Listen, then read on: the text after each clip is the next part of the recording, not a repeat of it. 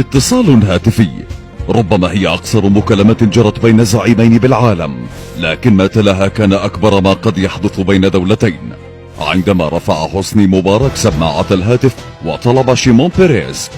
كلمتان قالهما مبارك: هل ستطلقون سفينتنا؟ الجواب كان أكثر اقتضابا: لا، قالها بيريز دون أن يكون لديه الوقت ليتبعها بأي كلمة أخرى. لقد أغلق مبارك رئيس مصر الراحل الخط على الفور. ساعات مرت قبل أن يقع ما لم يكن بالحسبان. الفرقة 3 سبعات المصرية تتحرك بسرية مطلقة. كان الظلام الدامس يبتلع ميناء حيفا على البحر المتوسط عندما دخل إليه رجال صاعقة النيل وقتلوا كل الحراس الإسرائيليين قبل أن يصلوا السفينة المصرية، فأطلقوها وإلى السجن فحرروا طاقمها، ثم خرجوا من دون أن يستطيع